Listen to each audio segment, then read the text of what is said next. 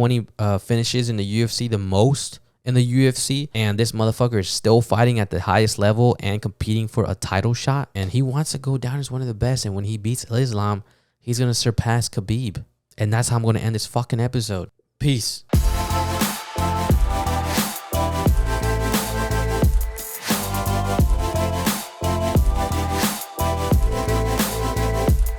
Hey guys, welcome to the False Nine Podcast here with episode 141. We are 141 episodes in, and it's a journey, and it's a ride, and it's exciting, and it's fun. This episode, we just had a crazy UFC event, which did not have a lot of hype, but I think it turned out to be, in my opinion, I had so much fun just watching the last two fights, and I was just in awe, and I was just so happy, and I'll speak about it when we get to the UFC, but we're going to talk about the UFC. I know there was boxing, and I wish I would have talked about it on Wednesday's episode, and I didn't. We had the announcement of Messi. We had that. Manchester City just won the Champions League. I want to say, I'm not sure, but I want to say it's the first. Yeah, it's the first one ever. And then we have some drama with NickMercs, and that's kind of what I want to start off with. NickMercs, I'm not sure what happened or what was the comments made or what was the allegations or confrontation. I'm not really sure what happened, but I know NickMercs posted a tweet, and he said just leave the kids out of it, something along those lines, if not those same exact words. And Call of Duty goes and removes his operator skin from Call of Duty. And that's a pretty big deal because, NickMercs he tries hard. He's a streamer. He gets a lot of people to view his shit. A lot of people watch him. A lot of people look up to him. And to me, he's a positive streamer. He's not toxic. He's not ugly. He's just such a, cool dude on the stream. I've seen his streams. I used to watch his streams a lot more when I played Call of Duty myself. And it sucks that, Call of Duty just goes and removes him. And it's just I don't see the motive behind that of him being just removed from Call of Duty. And in my opinion, Call of Duty is getting a lot of backlash on that. But to speak about the issue and what NickMercs had tweeted out, I don't understand why people are upset about it. Because I feel very strong, and I have strong feelings about the trans, or you can say LGBT, soever. I don't even know. There's just so many letters. And I don't say that in an offensive way, but it seems a little ridiculous to me that there needs to be that many letters, and it just seems like they're going to keep adding on. Or at least they stopped now. That's why they got the plus sign. And no disrespect, nothing like that. But when these things happen, I get really, really upset because, there's no reason why kids need to be exposed or pushed to these ideologies or, hey, you might be trans, or hey, you might be gay. And it's just how are you going to tell a fucking kid that? That makes no sense. And I'm not sure. I don't think NickMercs has kids, but I'm sure that people that do have kids, I know I would have a fear if, my kids going to school and these teachers or leaders are pushing my kid and bringing these ideas to my kid. It makes no sense, and I'm sure there's parents that have experienced this where their kid comes home and they start asking questions like, am I trans? Or what is a trans? Or I think I want to be a boy or a girl. And there's just to me, there's just no reason for a kid to be exposed to that, or again, for that message to be pushed to a child, and a child, we've all been kids, and we are very gullible. People can manipulate kids, and it's just evil. So I think it was cool that NickMercs stood up to that, and it sucks how Call of Duty removed them. And I really feel like Call of Duty, the people that play Call of Duty, they play that game to kill people and to have fun, right? That's what Call of Duty is. You going in there and you murking people. You customizing your gun however you like, however you want, and you're going there to have fun and just shoot the shit with the boys on the mic and talk shit to the other team and call them fucking names and da da da da da. The most if somebody was a trans on that lobby chat, they would get fired up. And I say that respectfully, you know. If a girl's in that lobby chat, she's getting fired up till this day, you know. And the words that were being said even years ago were a lot fucking worse, you know. So, but you know, me, as I play video games, I fucking love it. I love that shit. I love talking shit. It's so fun and it's so funny, especially when you get in those search and destroy matches. It's like it's something else, you know. And it's not for everyone, you know. And I just want to also mention this in Call of Duty, and I know there's different type of what do they call, like, game makers, you know. There's Activision, and I forgot what the other one is. It's like Antarctic, something like that, right? But for the people that made Modern Warfare 2 back in the day, and I just want to bring this up because the logic doesn't make sense to me, right? You know, you have NickMercs. He said what he did. He tweeted what he did, and they removed it from. Removed his operator from the skin, and I'm sure he was probably getting some. Had to be some money involved in that, right? So that kind of has to suck a little bit too. But in this Modern Warfare 2 game, there is a mission that you have an option to play, and you go into this airport, and there's a lot of innocent people, and you're a Russian, and you go in there with like the mafia or something, and all you got to do is just shoot it up, just shoot up the airport, you know, and you kill innocent people, like it, and it's really weird that they included that game, and I understand, like, they included that in the game, and I understand why they did it and the motive behind it. But, you know, a few years ago, you guys do this, NickMercs tweets this, and he gets removed from the game. It's just like, what happened in that time span? Obviously, you know, the woke people happened and all this stuff, but it's like, you know, Call of Duty is supposed to represent this, you know, like a safe place for guys like, you know, someone like me or like NickMercs, where we can say certain things on lobbies, on Twitter, and you don't expect for Call of Duty just to remove you, or you can say in quotations like to be canceled, right? So it's very unfortunate. I think NickMercs is going to come on top. I think there's going to be a decline of Call of Duty just because the people, you know, people are supporters and they're going to ride with their people. You know, look what happened with the Bud Light thing, you know. It's something along those lines too, you know. And NickMercs is just likable. A lot of people love him, including myself. So, I mean, it's stupid. I just want to talk about it because I hate when, you know, this type of ideology or trans gets pushed to kids, because it's a little outrageous and it shouldn't be happening, and it's not okay. And I really hope we get to the point where, like, hey, we need to draw a line here. There's like, stop pushing this shit. Point blank. That's it. So that's that. Let's move on to the other thing. Where did my notes go? Here we go. So Messi moves to Miami. Big breaking news, you can say. Not that much breaking news anymore. I do want to talk about it, but not too much, not into detail. And my first thoughts about it was, I was like, damn, he didn't get to go to Barca. Who knows the truth behind that story, if he wanted to go to Barcelona or not. I think there was a rumor, they're saying that if he could have gone back, they had to cut player salaries and things like that, and he just didn't want to do that. He wanted to go back, and in a really simple matter, and it's understandable. There's points in my life where I was like, if things are simple, straight line, then I'll go through it. And if things are too complicated, then maybe it's not for me. You know, and I think Messi's in a point in the career where he's won everything, literally, and more. And there's just nothing. I mean, he loves Barcelona, and I think he wants to represent and play for a team like Barcelona. I think he's accomplished his boyhood dream with Barcelona and Argentina, like, now. So there's no, like, how do I call it? I'm not saying that he's not motivated, because he is, and that's why he's going to keep playing. But, you know, the goals have been met. His kids are growing. He's 35, and I think it's just time for him to cash out, you know. And I'm super, super happy for Messi, because he deserves it, you know, and he's one of the greatest players of all time, if not the greatest player of all time.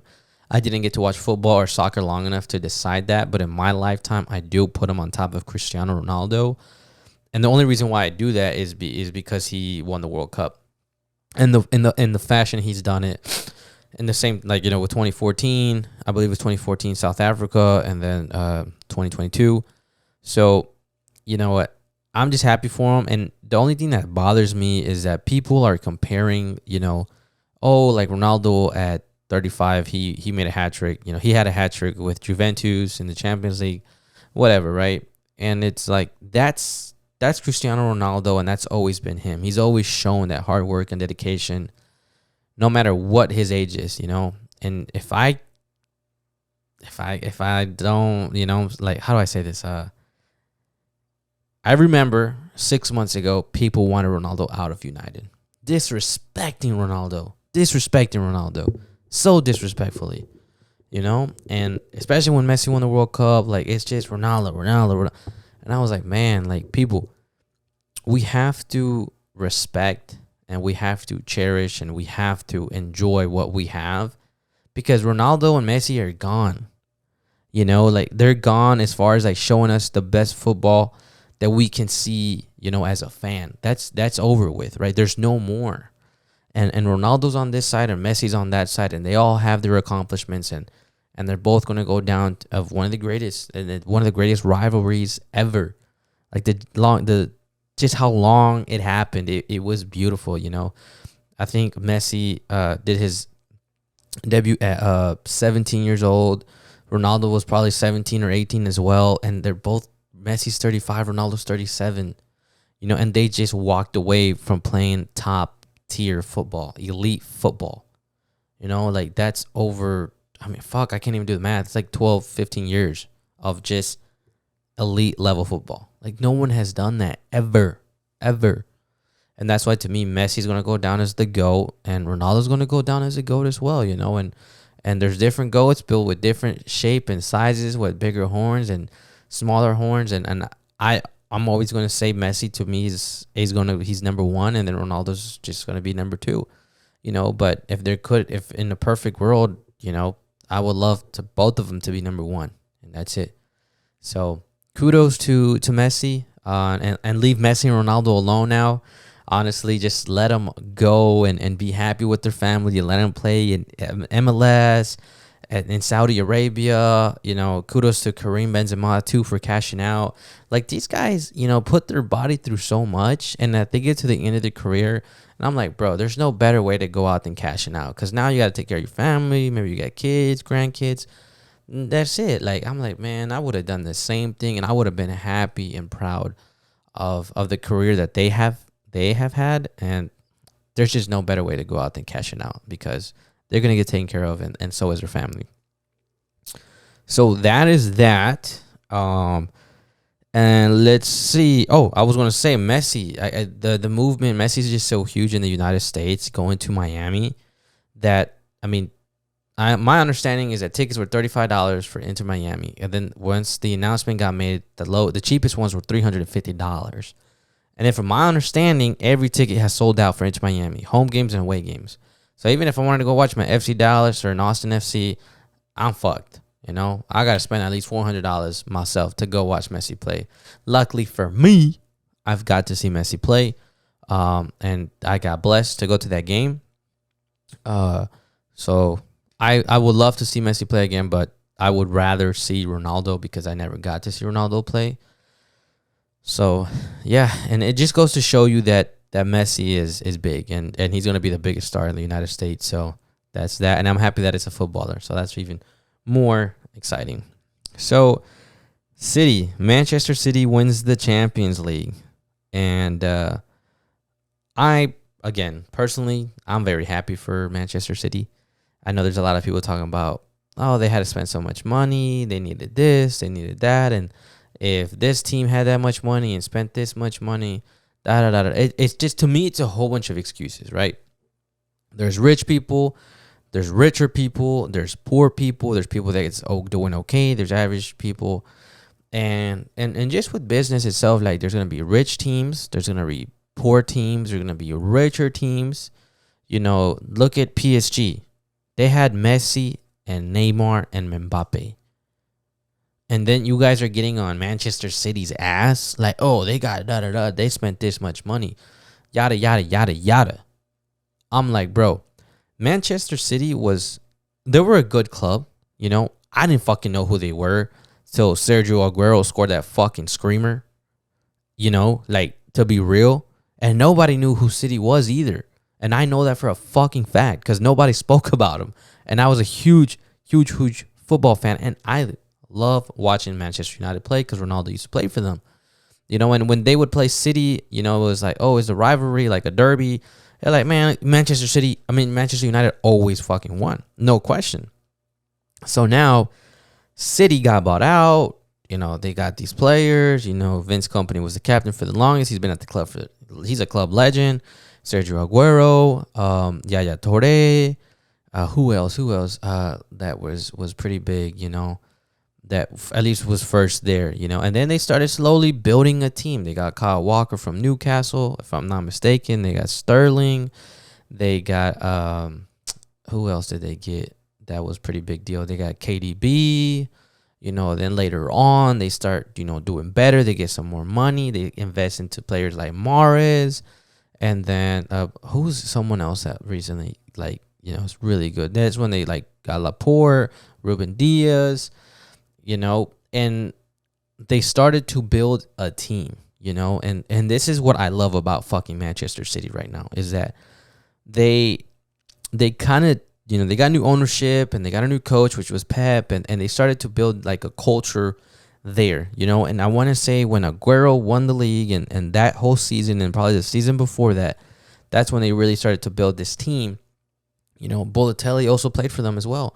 And they, you know, started to get better, you could say. And they wanted to change things there at City. And they did.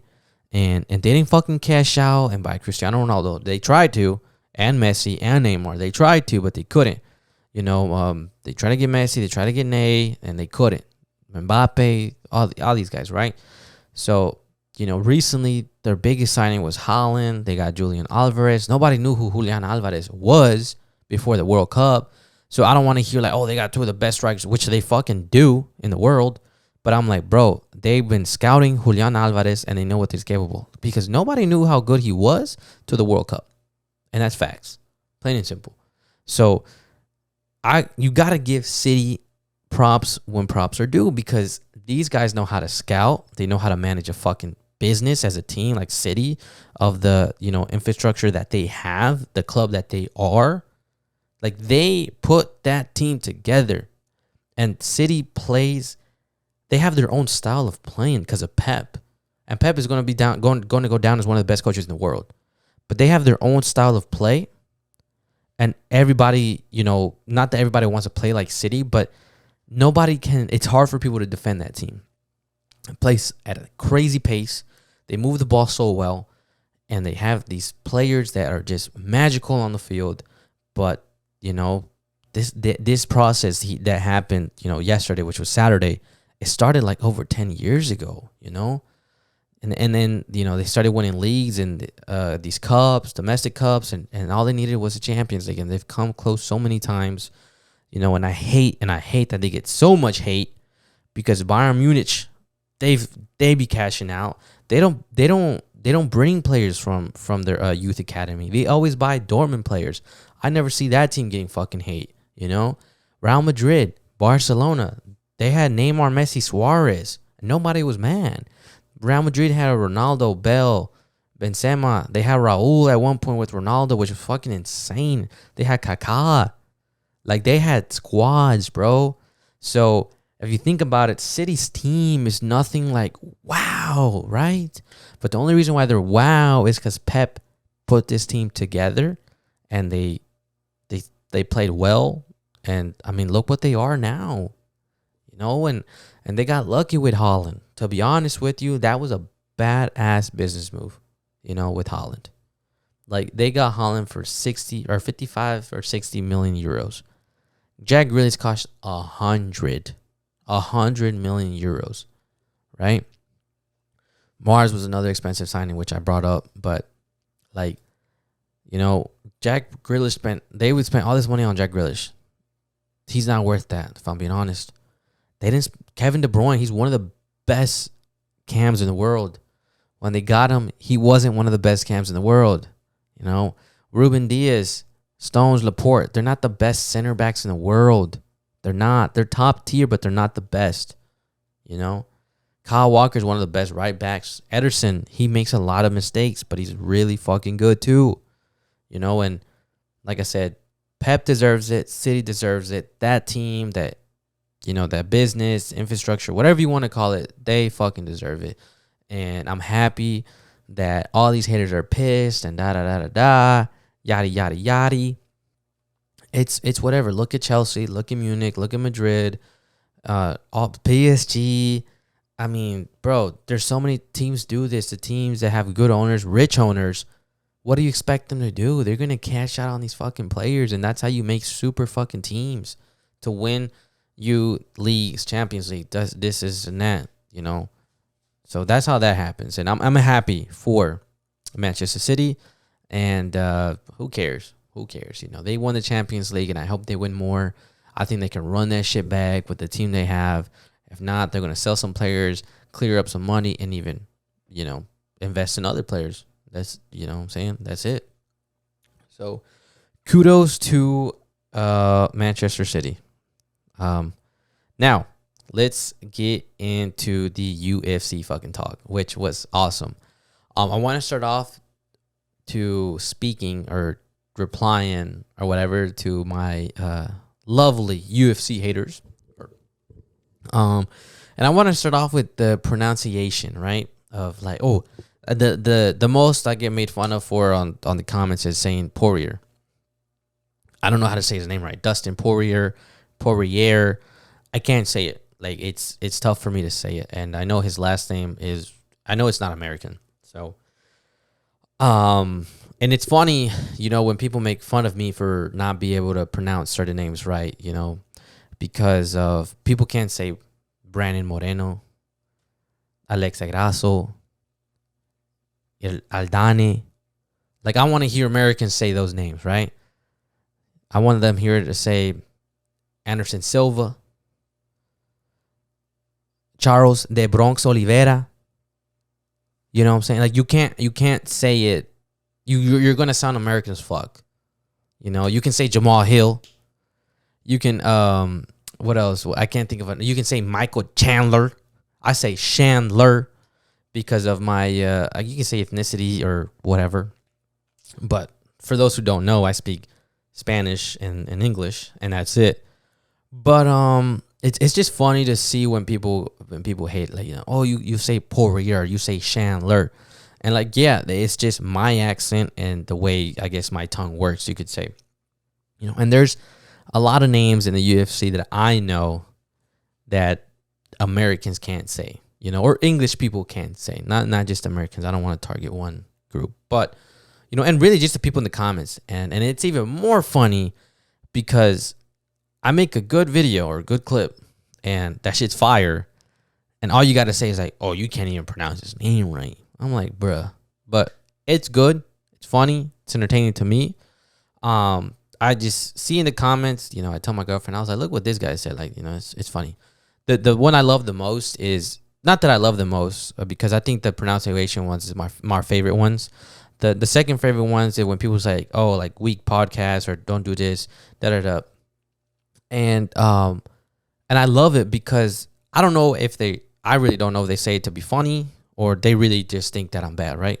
And whether it's one or the other, like, I'm just like, of course I'm bad, and one thing is like, maybe I'm not going to entertain you, right? And I'm also not where I want to be. So I think I'm bad for the person who I want to be one day, the level that I want to be and where the False Line podcast wants to be. Like, we're in this room, this is me, and da-da-da. Like, yeah, it's bad. I think it's bad too. But I'm comparing it to the big studio when I'm going to be interviewing Charles de Bronx Oliveira, where I'll start bringing in Amanda Nunes, or I'll start bringing in Jamal Hill, Michael Chandler, Dustin Poirier. When I start interviewing those guys, I'm bad. But I'm like, hey, like, people, like, in a span of, I like to think 2 to 3 years, like, I might not be so bad anymore, So shout out to all the haters.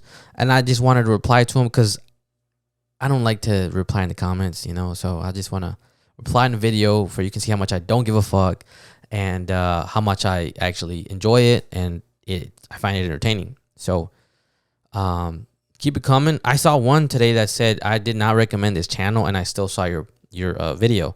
And I'm like, dummy, if you keep commenting on my video, obviously YouTube or Instagram or TikTok is going to keep recommending you this video. Because the moment you comment, that video keeps playing, and you're probably trying to sound really smart, talking shit. So the video probably played over 1 or 2 times. So just be mindful of that. Like, if you guys, I mean, I can be a hater myself, and I know how to, talk some shit, but I don't know. That's that. But love you guys. And for the fans that defend me and that they say, man, you called this one, or like, hey, man, I agree with you. Shout out to those people too, because I love you guys a lot more. And one day when the false line has enough to do something for fans, and when we have a community, which I'm trying to work on to build a UFC or a sports community, I'm going to do my very best to always give back to that, because I want to meet people like me. I want to discuss fights with people like me. I want to maybe commentate or interview, fighters or fights, commentating fights, and be involved in that community, like really involved. And I really do see the podcast and myself getting the opportunity to work for the UFC one day. And that's those times, and I'm wishing and I'm working towards that. But those are the times where I want to do my best to share those moments with fans and the community. So like that's what I'm trying to get to is for the fans, stick around, because we're trying, I'm trying, and we're gonna make it work. Like it's just undeniable, and it's just a matter of time, because I'm not gonna stop. So shout out to my haters and the fans. I love you guys. I love the fans even more. So Amanda, and also my grammar just sucks. But Amanda Nunes just announced her retirement. I don't know if people saw it coming, but I definitely did, because there's, again, back to the Messi Ronaldo thing, there's just nothing else to prove. And the moment I saw the UFC vlogs, I noticed that she was just with her kid a lot, and I was like, man, she wants to be with her family, and I don't think we have much left. That was it. And I made a video about it, and next thing you know, she retires, and I wasn't surprised, because she went out and dominated, and she's still double champ, and there was just no better way. There was no better way. And yeah, she could have fought Juliana Pena and, kept going, but I mean, she has to go through another training camp with her wife being pregnant. She's going to miss that whole pregnancy, because half of the 6 months, 4 to 6 months, she'll be training. And she has to be focused. And if you're fighting someone like Juliana Pena, you got to be locked in. And you got a wife who has a kid, who had a kid already, and you guys have a kid already. And now, you got another one. So you got to be there to take care of the kid, and then be there for your wife to, look out for. So, I mean, there was just no better way for her to go, and I'm so happy. And I'm so, like, just as a fan, I'm just like, man, you showed what this sport, like what girls could do in the sport, right? And a lot of people, and I've said it before, she fights like a dude, man. She's crazy. She get in there and she can scrap, and it's badass, and she puts people out, and she makes every fight just not competitive, because she's a fucking beast. And the only fight that I've seen that she's been in a competitive fight is when she lost to Juliana Pena. But anything other than that, like, she's just destroyed everybody. So kudos to Amanda Nunes, and she has nothing else to prove, and I don't think she has haters, because she's just dominated everyone. So, big shout out to her, and I really hope that we still get to see her in the UFC, whether it's coaching or just being in someone's corner. So we will see what happens with her. And also too, for Aldana, she didn't fight that good, in my opinion. I think she was a little on the defensive side. I think she wanted to counter more, and that was her game plan. And I said it, like, when you fight someone like Amanda Nunes, you got to come in there with a strong strategy, and I think their strategy was not the best one. I'm sure they came out there and it was strong with it, but I don't think it was the best one to do. And you had to get in there and scrap with Amanda, just like Juliana did, and you gotta hope you can catch her and not get hit too bad. So, there's 2 belts up for grabs now. They're talking about the division, the featherweight division being gone. We'll see what happens, but it'll be cool for the female fighters because you have 2 new. Ideally, you would think you have 2 new female champions, and I think that Juliana Pena will be the next undisputed champion, and whoever she fights, and she'll just never know what if she was better than Nunes. I think we know that Nunes is better. But we never know. Juliana Pena can just go on a stupid run, just like for the next 2 years, and she's gonna go down also as one of the greatest. We'll see. I'm not sure how old she is, but I'm sure she's young, but she's gonna be champion. We'll see who she fights, and I don't know who fights in the featherweight division, to be honest with you, or whatever the other division is. I don't even know, to be honest with you. But that's Amanda Nunes. Now let's talk about our boy Charles de Bronx Oliveira, the fucking champion, the best lightweight in the fucking world. Charles Oliveira is going to go down as one of the best. If, in my opinion, as a fan now, he's the best to ever do it in that division. He's been in the sport for so long, and for him to figure it out in the middle of his career and just turn it up like that. Boom. Next thing you know, he's a superstar, a fucking beast, a killer, dominating people. And look, I love this sport, and I love watching superstars, and I love watching GOATs fight, like Conor McGregor, Khabib, GSP, John Jones. Who else is up there? I can't think of any others, and I know I'll probably get hate for that, but those are the people that I can think of on top of my head. But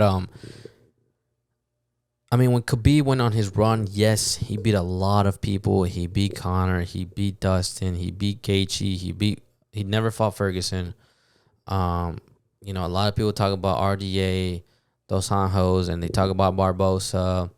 I don't take anything away from Khabib, but the thing is that Charles did it so fast and so just dominating, and he choked people. He put you on the fucking ground, beat the shit out of you, and choke you out. Khabib, he'd wrestle you and then just start, ground and pounding. And these fighters got their different styles, but Charles Oliveira fought Ferguson. Then I don't know why the title got vacant. Well, Khabib retired, right? Gaethje was up next for the belt he fought Khabib, so the belt gets vacant. So they're like, who fights? Because Dustin and Gaethje just lost to Khabib, so you can't put him back right in there. And they just brought in Michael Chandler from Bellator, so they're like, he had a crazy performance against, I believe, Dan Hooker. And next thing you know, it's Michael Chandler and Charles Oliveira for the lightweight champion. And this is the division where you had Conor and Khabib, and everyone was like, damn, who the fuck are these guys? And I'm going to be real, that was me as a fan. I was like, who the fuck is Charles Oliveira? And, Michael Chandler, I don't know if he deserves a title shot yet. He never fought a Dustin or a Gaethje, or a Dustin or a Ferguson. Now he has, and kudos for him for that. But at that time, he hadn't. So I was like, man, this is kind of both of them got in that position. I think the right timing for both of them. And I love that it happened. But at the moment, I was like, what the heck? This is weird, right? Or confusing. So it happens. Next, Charles. And that's when Charles becomes a fucking superstar. He beats fucking Ferguson, gets his title shot against Chandler. He beats the shit out of Chandler.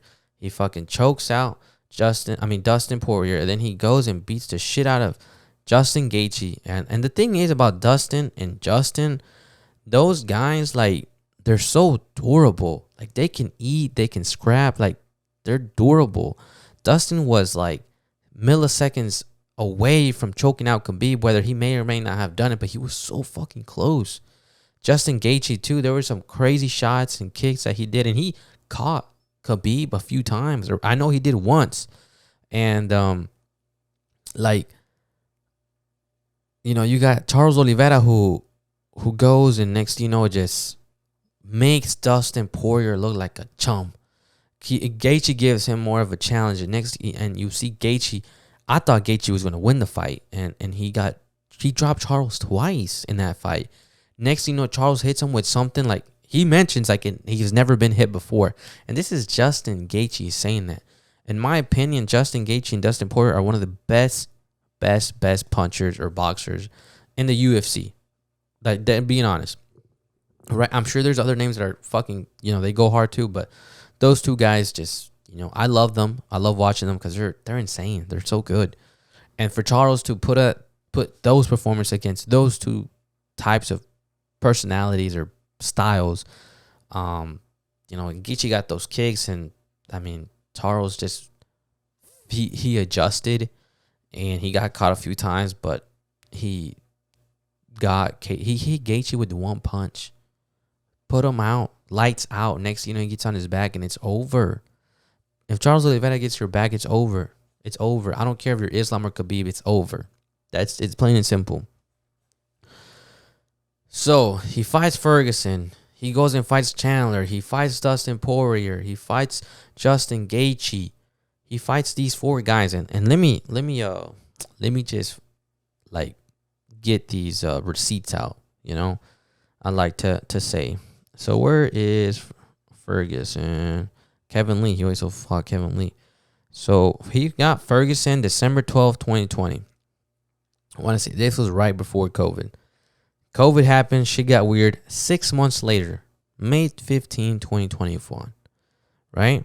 6 months after that, he fights. So he fought May 15, he fought Chandler. 6 months after that, same fucking year, December 11th, 2021, he goes and fights Dustin Poirier. 6 months after that, he goes and fights Justin Gaethje, which is May 7th, 2022. And guess what? Not even 6 months. More like 4 months after that, he goes fights Islam Makhachev. And what I'm trying to get to, and then how long does it take to fight? He took a while to fight Dariush. It took a little bit over 6 months. More like 8 to 9. I think he said 9. But he fought about every 6 months.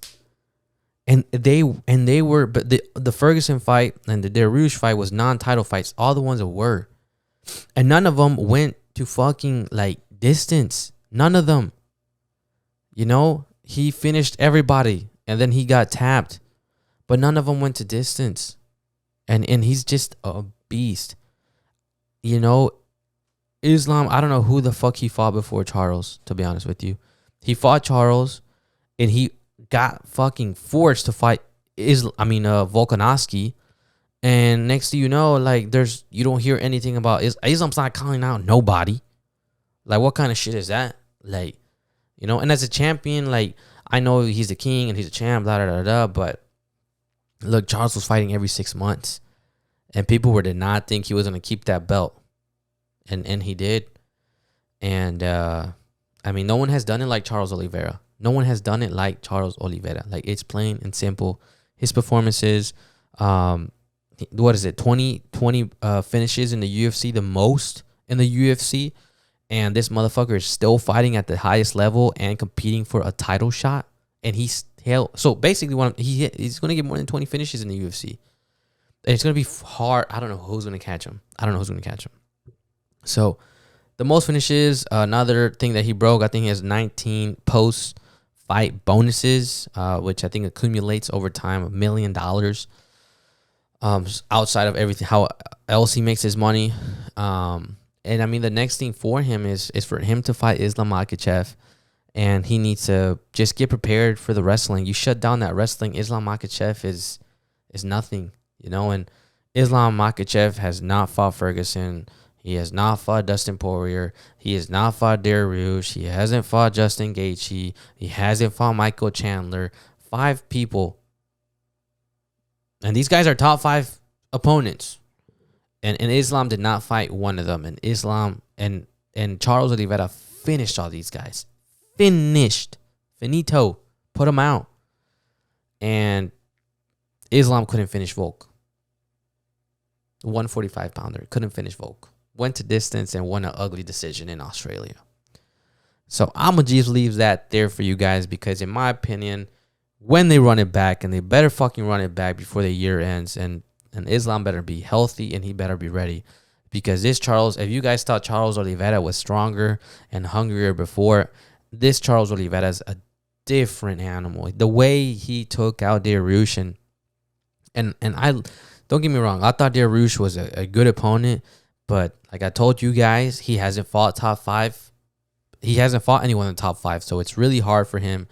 I think I was like, I don't know how he's going to adjust to that intensity. It's just different. It has to be different. There's a reason why these guys are in the top 5. You know, and Dariush is in the top 5. And he's a beast. He's a beast. Don't get me wrong, but Charles Oliveira made him look like there's levels to it, you know. And Islam got Charles Oliveira maybe on a bad night, but obviously he was the better man that day, and I just didn't like how that fight turned out. And that's that. But if they run it back, I don't see how Islam wins. I really don't. You know, even if he can get Charles Oliveira to the ground this time around, I just don't see it. You know, don't get me wrong, Islam's strong as fuck. There's no doubt about it. But I think Charles Oliveira is going to be ready. His strategy is going to be good. He's going to be training now for Islam. Like, that's all he's going to be training for, and that's it. You know, and he's going to try and stay healthy, and he wants to go down as one of the best. And when he beats Islam, he's going to surpass Khabib. And that's how I'm going to end this fucking episode. Peace. Love you guys. If you enjoyed it, I spoke from the heart, the passion. I'll see you guys on the next one. I don't know if it'll be this week or next week.